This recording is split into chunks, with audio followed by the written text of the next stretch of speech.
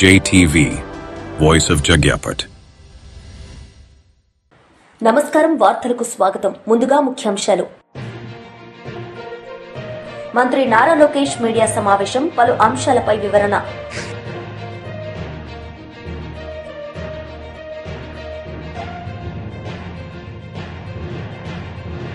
మాజీ మంత్రి కేటీఆర్ మీడియా సమావేశం, సీఎం రేవంత్ రెడ్డిపై ఫైర్.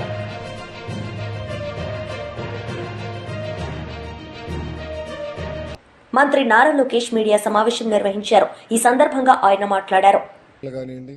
భూగర్భ డ్రైనేజ్, భూగర్భ వాటర్, భూగర్భ గ్యాస్, భూగర్భ విద్యుత్ కూడా అందజేసడానికి ప్రాజెక్ట్ రెడీ అయింది. జూన్ మాసం నుంచి ఆ కార్యక్రమం కూడా మేము ప్రారంభించబోతున్నాం. దాంతోపాటు శ్మశానాల అభివృద్ధి కూడా ఒక కార్యక్రమంగా తీసుకున్నాం. ఆంధ్ర రాష్ట్రంలోనే మోడర్న్ రైతు బజార్ మంగళగిరి నియోజకవర్గాల్లో కట్టేదానికి ఆల్రెడీ ప్లాన్స్ అన్ని రెడీ చేసుకున్నాం. ఆ పనులు కూడా త్వరలో ప్రారంభించబోతున్నాం. ఇక్కడ లక్ష్మీ నరసింహస్వామి గుడి కూడా ఆధునీకరణ చేసేదానికి కూడా అనేక డిజైన్స్ అన్ని ఇప్పుడు ఫైనలైజ్ కూడా మేము చేస్తాం జరిగింది.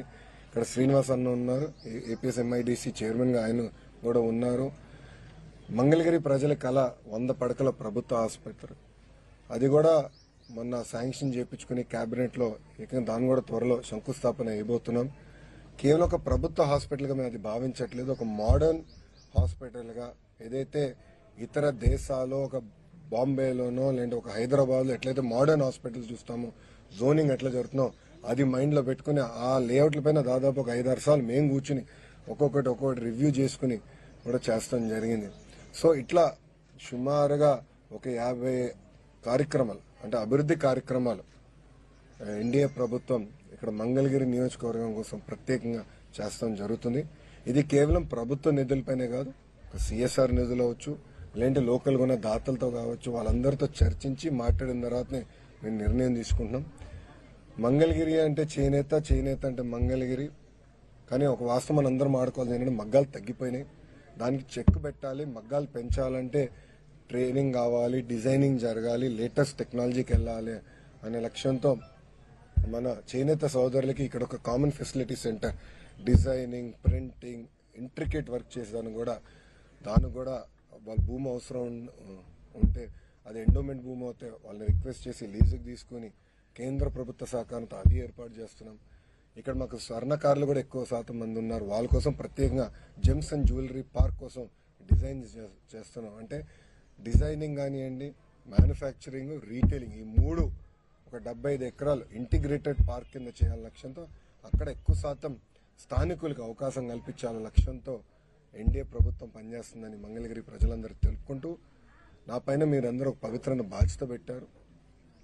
ఆ బాధ్యతతో నేను పనిచేస్తున్నాను.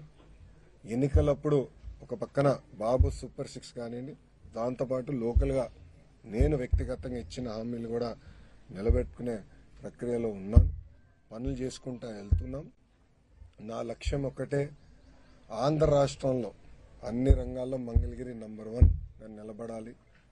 ఒక పక్క వ్యాపార రీత్యా కానివ్వండి, పేదరికం నిర్మూలన కానివ్వండి, సోషల్ ఇన్ఫ్రాస్ట్రక్చర్ కానీ, హార్డ్ ఇన్ఫ్రాస్ట్రక్చర్ కానీ అన్ని రంగాల్లో మంగళగిరి అగ్రస్థానాల్లో ఉండాల లక్ష్యంతో ఒక శాసనసభ్యుడిగా నేను ఇక్కడ పనిచేస్తాం జరుగుతుంది. గౌరవ ముఖ్యమంత్రి గారిని ఒకటే చెప్పా, ఎట్లయితే ఒక కుప్పం, ఒక హిందూపూర్ తెలుగుదేశం పార్టీ కంచుకోటగా ఉంటుందో, మంగళగిరి అట్లా తెలుగుదేశం పార్టీ కంచుకోటగా తీర్చిదిద్దే బాధ్యత ఒక కార్యకర్తగా నేను తీసుకుంటానని గౌరవ ముఖ్యమంత్రి గారికి నేను గతంలో హామీ ఇచ్చాను. ఆ దిశగా అహర్నిశలు నేను కష్టపడి మంగళగిరి ప్రజలు కలుస్తున్నా, వాళ్ళకున్న సమస్యలు పరిష్కరిస్తున్నా. ముందు ఇంకా ఎక్కువ పనులు కూడా చేస్తాం. ఇక్కడ మీరందరూ కూడా ఒకటి ఆలోచించాలి. దశాబ్దాలుగా పట్టాలు కావాలి మాకని ప్రజల కోరిక. కూటమి ప్రభుత్వం వచ్చిన మొదటి 10 నెలల్లో మేము ఇచ్చిన హామీ నిలబెట్టుకున్నాం. అది మాకున్న చిత్తశుద్ధి. రాష్ట్రం మంగళగిరి కోసం మొదలైన ప్రక్రియ ఈరోజు ఆంధ్ర రాష్ట్రంలో ఉన్న అందరికీ పనికొచ్చే విధంగా అయింది. సుమారుగా మొదటి విడతలో 8,000 మంది అప్లై చేస్తే దాంట్లో 4,200 మంది మంగళగిరి నియోజకవర్గంలో అప్లై చేశారు. రేపటి నుంచి సుమారుగా 6 రోజుల పాటు ప్రతి కుటుంబాన్ని నేను కలుస్తున్నా. ఏదైతే నేను హామీ ఇచ్చానో బట్టలు పెట్టి పసుపు కుంకాలతో నేను పట్టా ఇస్తాను, హామీ నిలబెట్టుకుని ప్రక్రియ రేపటి నుంచి ప్రారంభమవుతుంది. అది చూసి ఆంధ్ర రాష్ట్రంలో ఉన్న 164 తెలుగుదేశం, జనసేన, భారతీయ జనతా పార్టీ శాసనసభ్యులపైన ఒత్తిడి పెరుగుతుందని భావిస్తున్నా. తప్పనిసరి మాజీ మంత్రి కేటీఆర్ మీడియా సమావేశం నిర్వహించారు. ఈ సందర్భంగా ఆయన మాట్లాడారు. హైదరాబాద్ నగర ప్రజల తరపున హృదయపూర్వకంగా వారికి సల్యూట్ చేస్తూ, ఎందుకంటే అసామాన్య ప్రతిఘటన, గొప్ప పోరాట పటిమ, ఒక తెలంగాణ ఉద్యమంలో ఆనాడు ఒక ఉస్మానియాలో, ఒక కాకతీయ యూనివర్సిటీలో, ఒక మహాత్మా గాంధీ యూనివర్సిటీలో, పాలమూరు యూనివర్సిటీలో, శాతవాహన యూనివర్సిటీలో ఎట్లాంటి పోరాటాన్ని అయితే ఆనాడు చూసినామో అంతకు ధీటుగా ఈరోజు రాష్ట్ర ప్రభుత్వాన్ని సవాల్ చేస్తూ ఈ పోరాటంలో వీరోచితంగా ముందున నడుస్తున్న మా తమ్ముళ్ళకి, చెల్లెళ్ళకి హృదయపూర్వకంగా తెలంగాణ ప్రజల తరపున వారికి సల్యూట్, వారికి నా ధన్యవాదాలు కూడా చెప్తా ఉన్నాను. 10 రోజులుగా ఇంత పెద్ద పోరాటం జరుగుతుంటే సహజంగా ప్రజాస్వామిక లక్షణాలున్న ప్రభుత్వం అయితే వారిని పిలవాలి, మాట్లాడాలి, వారి ఆందోళనలను విరమింపజేసే ఆలోచన చేయాలి. కనీసం వారితో పిలవకపోయినా కనీసం అక్కడికన్నా ప్రభుత్వ ప్రతినిధులను పంపి ఒక మంత్రి గారినో లేదా బాధ్యత గల వ్యక్తులను, అధికారులను పంపి వారికి కొంత వివరించి చెప్పే ప్రయత్నం చేయాలి. కానీ ఈ ప్రభుత్వ వైఖరి ఎట్లా ఉంది? ఆందోళనలు చేస్తున్న విద్యార్థులను పట్టుకొని గుంటనక్కలు, అక్కడ జింకలు లేవు, గుంటనక్కలు ఉన్నాయని స్వయంగా ముఖ్యమంత్రి గారు మాట్లాడుతున్నారు. ఇంకొక మంత్రి గారు అయితే పేమెంట్ బ్యాచ్ అని చెప్పి విద్యార్థులను చిన్నగా చేసే విధంగా, వాళ్ళని అల్పంగా చూపే విధంగా ఇంకొక మంత్రి గారు నోరు బారేసుకుంటారు. ఉప ముఖ్యమంత్రి గారు అక్కడ జంతువులే లేవు, అదంతా ఏఐ జనరేటెడ్, ఆర్టిఫిషియల్ ఇంటెలిజెన్స్ ద్వారా జనరేట్ అయిన ఇమేజెస్ అని తన కృత్రిమ మేధస్సును ఆయన బయట పెట్టుకున్నాడు. ఇది పరిస్థితి. మేము ప్రభుత్వానికి చెప్పేది ఏమంటే, ఇది దాయాదుల పోరు కాదు, ఆస్తి తగాదా అంతకంటే కాదు. భూమి నీదా నాదా అని కొట్టుకునేందుకు రేవంత్ రెడ్డి ఆ పిల్లలకు వేలు విడిచిన మేనమామనో, బాబాయో, తాతనో కాదు. రేవంత్ రెడ్డి ఈరోజు 4 కోట్ల మంది ప్రజలున్న ఈ రాష్ట్రానికి ముఖ్యమంత్రి. అంటే ఈ రాష్ట్రంలో 4 కోట్ల మంది కట్టే పన్నులతో జీతం తీసుకునే ఒక ప్రతినిధి. నిజంగా చెప్పాలంటే రూలింగ్ పార్టీ అని మా పెద్దలు కేసీఆర్ గారు ఎప్పుడు చెప్తుంటారు, రూలింగ్ పార్టీ కాదు సర్వింగ్ పార్టీ అని పిలవాలంటారు. ముఖ్యమంత్రి అనేవాడు ఈ రాష్ట్రానికి బాసో, ఈ రాష్ట్రానికి నియంతనో, చక్రవర్తో, రాజో కాదు. ఒక పెద్ద పాలేరులాగా, ఒక పబ్లిక్ సర్వెంట్ మాదిరిగా పనిచేయాల్సిన బాధ్యతలో ఉన్న వ్యక్తి. మంత్రి అయినా, ఎమ్మెల్యే అయినా, ఎమ్మెల్సీ అయినా మేమందరం కూడా వేరే పబ్లిక్ సర్వెంట్స్, మేమంతా ప్రజాసేవకులం. ఈ విషయం మర్చిపోయి తాను ఒక రాజ్యాంగబద్ధమైన పదవిలో ఉన్నా అన్న విషయాన్ని పూర్తిగా ఇంగితం కోల్పోయి రేవంత్ రెడ్డి గారు చేస్తున్న దురుసు మాటలు, దురుసు వ్యాఖ్యలు ఏవైతున్నాయో వారికి కొన్ని విషయాలు నేను గుర్తు చేస్తా ఉన్నా. మనందరం కూడా public servants, we are all public servants including you. ఇదేం పటేల్ పట్వారి వ్యవస్థ కాదు, ఇది నియంతృత్వం కాదు. ఇక్కడ ఎవరు రాజులు లేరు, చక్రవర్తులు లేరు. నువ్వు ప్రజల చేత ఎన్నుకోబడ్డ ఒక ఎమ్మెల్యే మాత్రమే. ఆ ఎమ్మెల్యేలు మీ కాంగ్రెస్ పార్టీలో మెజారిటీ మంది నిన్ను ఎన్నుకుంటే నువ్వు ముఖ్యమంత్రి అయినావు తప్ప నువ్వేమి రాజువు కాదు, నియంతవు కాదు. పేరుకేమో ప్రజాపాలన, కానీ చూస్తే మరి ఈరోజు ప్రజాస్వామిక స్ఫూర్తి అనేది కనీసం అణుమాత్రం కూడా మీరు చేసే ఒక్క పనులు కూడా కనబడతలేదు. ఎంత దుర్మార్గంగా మొత్తం దేశం మొత్తం చూస్తూ ఉంది. ప్రజాపాలన అనే అర్థానికి పాత్ర వేసి బుల్డోజర్లతో, జేసీబీలతో మేము పాలకులం, మీరంతా నా కాలు కింద చెప్పులాగా ఉండాలనే విధంగా మీరు బానిసలు అన్నట్టుగా ఒక విచిత్రమైన మానసిక రోగంతో కదా బాధపడుతున్నట్టుగా రేవంత్ రెడ్డి గారి ప్రభుత్వ వ్యవహారం ఉంది. మాట్లాడితే గవర్నమెంట్ భూమి, అసలు గవర్నమెంట్ భూమి ఏంది? రోడ్లు, చెరువులు, గుట్టలు, రాళ్ళు, రప్పలు నేను గవర్నమెంట్ కాబట్టి నేను ఇష్టం ఉన్నట్టు చేస్తా, నా భూమి. Let me remind mister Revanth Reddy, government is a mere custodian, not the owner. People are the owners, you are just a custodian. నువ్వు ధర్మకర్తవు మాత్రమే. ప్రజల సొమ్ముకు, ప్రభుత్వ భూమి అంటే ప్రజల సొమ్ము అది, కాబట్టి ప్రజల సొమ్ముకు నువ్వు ధర్మకర్తవు మాత్రమే. You are a mere custodian for a very short time. నేనేదో రాజును, ఇది నాది రాజ్యం అన్నట్టుగా బిహేవ్ చేస్తే వారికి గుర్తు చేస్తా ఉన్నా, అది యూనివర్సిటీ భూమి, గవర్నమెంట్ భూమి అనే పంచాయతీ పక్కకు పెడితే నువ్వు your mere trustee and custodian అంతే. ధర్మకర్తవు తాత్కాలికంగా ఉన్నవాడు. దాన్ని కాపాడాల్సింది పోయి ఇష్టం వచ్చినట్టు పనిచేస్తాను, ఇష్టం వచ్చినట్టు వ్యవహారం చేస్తానంటే కుదరదు. రోజుకు 18 గంటలు పనిచేస్తా అని చెప్పుకుంటాడు ముఖ్యమంత్రి గారు. కనీసం ఒక 10 నిమిషాలు మనిషిలాగా పనిచేయి. ఒక రియల్ ఎస్టేట్ బ్రోకర్ లాగా 18 గంటలు కాదు 20 గంటలు పనిచేయచ్చు. ఒక 10 నిమిషాలు 15 నిమిషాలు ఒక మనిషిలాగా, ఒక తండ్రిలాగా, ఒక తాతలాగా భవిష్యత్ తరాల మీద సోయితో పనిచేయని చెప్పి నేను ముఖ్యమంత్రికి చెప్తున్నా. నేను అడుగుతున్నా, నిన్న మా జగదీష్ రెడ్డి గారు కూడా అడిగినారు, ప్రభుత్వ భూమి అని చెప్తున్నారు పెద్దలు. ప్రభుత్వ భూమి అయితే దొంగల్లాగా ఎందుకు పోతున్నారు? అందరికీ దొంగల్లాగా ఎందుకు పోతున్నారు? మాజీ మంత్రి అంబటి రాంబాబు మీడియా సమావేశం నిర్వహించారు. ఈ సందర్భంగా ఆయన మాట్లాడారు. మీ స్థాయి ఏంటో ఒకసారి తెలుసుకోండి. మీరు అడ్డదారిలో కౌన్సిల్కి వచ్చారు, మంత్రి అయ్యారు, పంచాయతీరాజ్ శాఖను డీల్ చేశారు. ఎంత అపాస్పాలైందో మంత్రివర్గం, ప్రభుత్వం అందరికీ గుర్తుండే ఉంటుంది. ఆ మంత్రిగా ఉన్నప్పుడే మంగళగిరిలో పోటీ చేశారు, ఘోరంగా ఓడిపోయారు. ఘోరంగా ఓడిపోవటమే కాదు, అసలు తెలుగుదేశం అంత భయంకరంగా ఓడిపోవడానికి నారా లోకేష్ గారు కూడా ఒక కారకులు అనేటువంటి మంచి పేరు తెచ్చుకున్నారు. మళ్ళా తర్వాత మొన్న అప్పుడు 23 మంది గెలిస్తే మీరు ఓడిపోయారు. మొన్న మళ్ళా మంగళగిరిలో నిలబడ్డారు, మంచి మెజారిటీతో గెలిచారు. 164 సీట్లు కూటమికి వస్తే మీరు గెలిచారు, 23 సీట్లు తెలుగుదేశంకి వస్తే మీరు ఓడిపోయారు. దాన్ని బట్టి ఒకసారి యూ క్యాలిక్యులేట్, నీ స్థాయి ఏమిటో ఒకసారి క్యాలిక్యులేట్ చేసుకోమని మనవి చేస్తున్నా. మీరు జగన్మోహన్ రెడ్డి గారి గురించి మాట్లాడతారు. జగన్మోహన్ రెడ్డి గారి గురించి మాట్లాడటమే కాదు, ఇష్టం వచ్చినట్టుగా అన్ని పచ్చి అబద్ధాలు. నీ నాన్నకు మించిన వాడు అయిపోయావు ఆయన నువ్వు అబద్ధాలు చెప్పడంలో, నాకు అర్థం కాల. ఈ CBG, Reliance CBG compressed biogas ప్లాంట్లు ఏర్పాటు చేశారు. ఎవరు తీసుకొచ్చారు దీన్ని? మీరే తీసుకొచ్చారా? మీరు తీసుకురాలా? 2024 ఫిబ్రవరి 14న రాష్ట్ర ప్రభుత్వం, అప్పుడున్న రాష్ట్ర ప్రభుత్వం అగ్రిమెంట్ అయింది. ఈ ప్లాంట్లు ఇక్కడ తీసుకొచ్చి మొదటి దశలో 8 ప్లాంట్లను ప్రారంభించాలనే ఉద్దేశంతో అప్పుడే దీనికి అంకురార్పణ జరిగింది.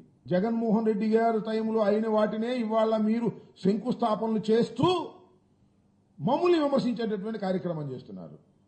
దీన్నంటూ అడ్డుకుంటున్నారండి. ఎవరు అడ్డుకుంటారో నాకు అర్థం కాలేదు. మీరు తీసుకొచ్చే అభివృద్ధి కార్యక్రమాలను అడ్డుకోవాల్సినటువంటి అవసరమే లేదు. అసలు మీరు ఏమైనా తీసుకొస్తే కదా అడ్డుకోవడానికి. అడ్డుకున్న వాళ్ళందరినీ రెడ్ బుక్లో ఎక్కిచ్చేస్తాట. ఇలాంటి మాటలు మాట్లాడుతున్నారు, పిచ్చి మాటలు మాట్లాడేటువంటి ప్రయత్నం చేస్తున్నాడు నారా లోకేష్ గారు. ఏంటంటే ఆయన మాట్లాడే మాటలు చాలా దురదృష్టం. 2 సార్లు నిలబడితే ఒకసారి గెలిచాడు. What is your success rate అని అడుగుతా ఉన్నా. లోకేష్ బాబు, నీ సక్సెస్ రేట్ ఏంటి ఆయన? 2 సార్లు నిలబడితే ఒకసారి గెలిచావు. నువ్వు ఎవరి గురించి మాట్లాడుతున్నావు? వైఎస్ జగన్మోహన్ రెడ్డి గురించి మాట్లాడుతున్నావు. ఓటమి ఎరుగని వీరుడుగా ఉన్నటువంటి జగన్మోహన్ రెడ్డి గురించి మాట్లాడుతున్నావు. తండ్రి చనిపోయిన తర్వాత పార్టీ పెట్టి పార్టీని సక్సెస్ఫుల్ గా నడిపించుకొని అధికారంలోకి వచ్చినటువంటి జగన్మోహన్ రెడ్డి గారి గురించి మాట్లాడుతున్నాం. జగన్మోహన్ రెడ్డి గారి గురించి మాట్లాడుతూ ఒక మాట అన్నాయండి, విజనరీకి ప్రిజనరీకి చాలా తేడా ఉంటుందండి. అట్టంటే పర్లా, విజనరీకి ప్రిజనరీకి చాలా తేడా ఉంటుందిరా భాయ్, చాలా తేడా ఉంటుందిరా భాయ్ అంటున్నాడు. అంటే డైలాగ్ చూడండి ఎంత అహంతో కూడుకున్నటువంటి డైలాగో. విజనరీ అంటే ఎవరో తెలుసా? వాళ్ళ నానంట. వాళ్ళ నాన్న విజనరీ అంట. 1994లో కంప్యూటర్ అన్నం పెడుతుందా అని అడిగారంట హైదరాబాద్లో. ఇప్పుడు చూడండి కంప్యూటర్లు ఎంతమంది పనిచేస్తున్నారో కంప్యూటర్ టెక్నాలజీలో అంటారు. అంటే దాని అర్థం ఏంటంటే వాళ్ళ నాన్న విజనరీ అని. కంప్యూటర్ వాళ్ళ నాన్న చెబుతాడు నేనే కనిపెట్టానని, మా నాన్నే కనిపెట్టాడని. అందువల్ల ఇవాళ హైదరాబాద్ బాగుపడిందని ఈ కొడుకు చెబుతుంటే తండ్రి గురించి మనం నమ్మాలి. కంప్యూటర్ నువ్వు కనిపెట్టావా? నువ్వు విజనరీవా? అయ్యా నువ్వు విజనరీవే కాదు, ప్రిజనరీవి కూడా. 53 రోజులు రాజమండ్రి జైల్లో ఉన్నావు, అది మర్చిపోమాక. జగన్మోహన్ రెడ్డి గారిని ప్రిజనరీ అని, మీ నాన్న విజనరీ అని మాట్లాడుతున్నావు, మీ నాన్న పూడుకోవటం, జగన్మోహన్ రెడ్డి గారిని దూషించేటటువంటి కార్యక్రమం చేయటం చూస్తుంటే కోతి కొబ్బరికాయ తిరిగినట్టుంది, అంతకు మించి ఏమీ లేదు. కింద వేసుకోవడం, పైన వేసుకోవడం, కొట్టుకోవడం. నీకు అవగాహన లేదు. ఏదో చంద్రబాబు నాయుడు గారి కుమారుడిగా ఉన్నావు కాబట్టి అందరూ నిన్ను గౌరవిస్తున్నట్టుగా నటిస్తున్నారు. ఒకసారి అసలు నీ మంత్రివర్గ సభ్యులు, నీ తోటి వారు ఏమనుకుంటున్నారో తెలుసుకో. నీ గొప్పతనాన్ని గురించి, నీ బీజేపీ నేతలు మీడియా సమావేశం నిర్వహించారు. ఈ సందర్భంగా పలు అంశాలపై వారు మాట్లాడారు. ముస్లింలు బీసీలలో చూపిస్తే దాదాపు 40 సీట్లలో మా బీసీల కడుపు కొట్టి ఆ ముస్లిం నిలబడరాలు ఎవరు? ఇవాళ నువ్వు 10% పెంచి మాకేమీ మేలు జరగదు నువ్వు ఇట్లా చేస్తే, ముస్లింలను తీసేసి మా పర్సెంటేజ్ ఏందో చెప్పును. ఈ ఎంఐఎంకు ఇంకోటి వీళ్ళకి ఏమైందంటే, అస్సలు చెప్పాలంటే ఈ దేశంలో బీసీలు, ఎస్సీలు, ఎస్టీలు పూర్తి స్థాయిలో నరేంద్ర మోడీ గారి పాలనని అందరూ కూడా సంతోషిస్తున్నారు. ఇలాంటి ప్రధాని ఉండాలి ఈ దేశానికి, ఇలాంటి ప్రధాని ఇంతవరకు చూడలేదు. అందరు ఆకర్షితులై ఎస్సీ, బీసీ, ఎస్టీలు ఓట్లేస్తేనే ఇవాళ దేశంలో 3వ సారి మా ప్రభుత్వం అధికారంలోకి వచ్చింది. ఇన్ని రాష్ట్రాలలో బీసీలు, ఎస్సీలు, ఎస్టీలు ఓటేంది మేము అధికారంలో ఉండలేము. ఎందుకంటే ఈ దేశ జనాభాలో అత్యధికంగా ఉన్న ఓటర్లే బీసీలు, ఎస్సీలు, ఎస్టీలు. ఇలా మేము అధికారంలో ఉన్నదే వాళ్ళ వల్ల. వాళ్ళకు మేము అన్యాయం చేయాలని అనుకోండి. మా చుట్టూ వాళ్ళు ఉన్నారు. మీ రాహుల్ గాంధీకి ఇప్పుడు ఏమైంది? ఏం లేదు. ఏ రాష్ట్రంలో లేదు, ఏ రాష్ట్రంలో అధికారంలో లేరు. ఇప్పుడు ఏం చేయాలి? ఎవరు మద్దతు తీసుకొని ముందుకు రావాలి. ఆయనకు అర్థం కాలే, మెల్లగా పెట్టిండు. మనం అయితే ఏ రాష్ట్రంలో లేము. మీకు చిత్తశుద్ధి ఉంటే కర్ణాటకలో ఎందుకు చేస్తలేరు? హిమాచల్ ప్రదేశ్ ఎందుకు చేస్తలేరు? అంటే ఒక్క తెలంగాణనేనా మీకున్నది? తెలంగాణ రాష్ట్రంలోనే రాహుల్ గాంధీ పాదయాత్ర ఎదుగుతుంటే తెలంగాణ ఒక్కటినే చేయండి, తొందరగా బీసీలకు చేయండి మేలు, దేశమంతా తర్వాత చేద్దాం, కర్ణాటకలో తర్వాత చేద్దాం, హిమాచల్ ప్రదేశ్లో తయారు చేద్దాం. అంటే మీ సిద్ధాంతము కేంద్రంలో ఒకటి, రాష్ట్రంలో ఒకటి ఉంటుందా? సిద్ధాంతాలు అన్నీ ఒకసారి ఉంటాయి కదా. మా భారతీయ జనతా పార్టీ సిద్ధాంతం మీద నుంచి కింద దాకా ఒకటే ఉంటుంది కదా. ప్రాంతానికి వేరే విధంగా ఉంటుందా? మీ చిత్తశుద్ధి ఏంది? నువ్వు పట్టుకొని తిరుగుతున్నావు, రాజ్యాంగం పట్టుకొని తిరుగుతున్నావు. ఫస్ట్ రాజ్యాంగాన్ని నీ మిత్రుడు ఎంఐఎంకు చదివిపీడ కూర్చోబెట్టి అసెంబ్లీలో వింటారు కదా. మీరు ఆయన మాట్లాడుతుంటే చేతులు కట్టుకొని కూర్చుంటారు కదా, ఏమన్నారు కదా. లాస్ట్కు వాష్రూమ్ పోవాలంటే కూడా భయపడతారు. లేస్తే అసలు అక్బరుద్దీన్ ఏమని అనుకుంటాడేమో అని, అరే లేచిండు ఏమన్నా చెప్తాను లేచిండు అని భయపడతారు. ఆయనకు చదివి ఒకరు కూర్చొని ఎట్లుండాలి, రాజ్యాంగాన్ని ఎట్లా గౌరవించాలి, రాజ్యాంగం లోబడి ఎట్లా పని చేయాలి అది నేర్పి, ఏదో అది పట్టుకొని ఏమి మీరు రాజ్యాంగపరంగా ఏంది? మీరు ఒక్కటే కులాలని బీసీలందరూ బీజేపీ వైపు మొగ్గు చూపినరు, బీజేపీకి ఓటేస్తున్నారు. నరేంద్ర మోడీ గారి సంక్షేమ పథకాలు బీసీలకు, ఎస్సీలకు అందుతున్నాయి కాబట్టి ఈ బీసీ, ఎస్సీ, ఎస్టీలలో గొడవ సృష్టించి ఎట్లా లబ్ధి పొందాలి, ఏ విధంగా బీజేపీ నుండి బీసీలను లాక్కోవాలి. వైఎస్ఆర్సీపీ నాయకులు మీడియా సమావేశం నిర్వహించారు. ఈ సందర్భంగా ఆయన మాట్లాడారు. మతపరంగానో లేదంటే జాతి పరంగానో కుల పరంగానో ఎక్కడ కూడా వాళ్లకు అన్యాయం జరగకూడదు అని చెప్పి కూడా చెప్పడం జరుగుతుంది. నిన్న తెచ్చిన బిల్లులో ఈ బిల్లు ఎందుకు తీసుకొని వచ్చినారు, ఎవరు తీసుకొని వచ్చినారు, దానికి ఎవరు మద్దతు ఇస్తున్నారు అనేది కొంచెం మనం ఆలోచించుకోవాల్సిన అవసరం ఉంది. ఎవరు తీసుకొని వచ్చినారు? బీజేపీ పార్టీ తీసుకొని వచ్చింది. బీజేపీ పార్టీ ఎన్నడూ ఏ రోజైనా ముస్లింలకు సహకరించిందా? అట్లాంటి దాఖలాలు ఏమైనా ఉన్నాయా? లేవు. 10 సంవత్సరాలు వాళ్ళు ప్రభుత్వంలో ఉండినారు. వాళ్ళ దగ్గర ఒక్కడు ముస్లిం మైనార్టీలో ఎంపీ కానీ సీట్ ఇవ్వడం కానీ, ఎంపీగా గెలవడం కానీ, లేదంటే మంత్రిగా చేయడం కానీ జరిగిందా? జరగలేదు. మరి వాళ్ళు ఎప్పుడు ఏం మాట్లాడినా పాకిస్తాను, ఖబ్రస్తాను, ముసల్మాను, తాలిబొట్లు కూడా తీసుకొని వెళ్ళిపోతారు అని సాక్షాత్తు ప్రైమ్ మినిస్టర్ నరేంద్ర మోడీ గారు లాంటి వాళ్ళే మాట్లాడడం జరిగింది.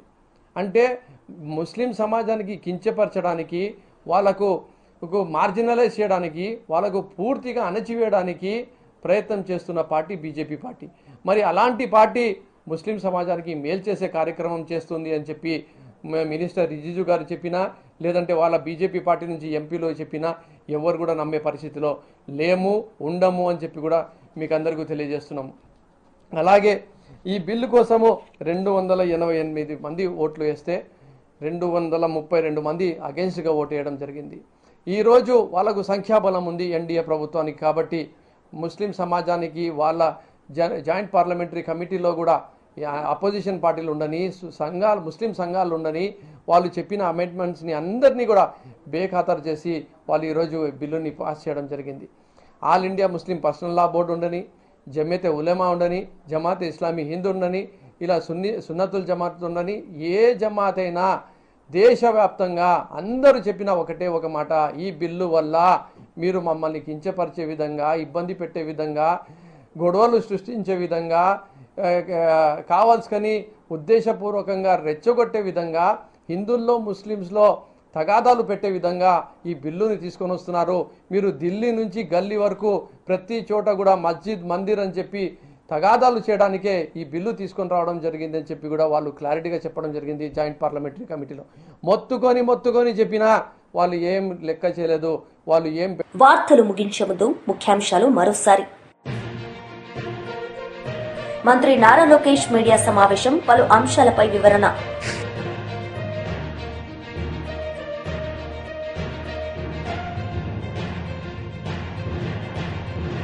మాజీ మంత్రి కేటీఆర్ మీడియా సమావేశం, సీఎం రేవంత్ రెడ్డిపై ఫైర్.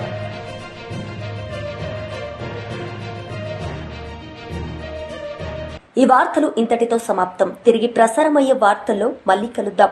అంతవరకు సెలవు. నమస్తే.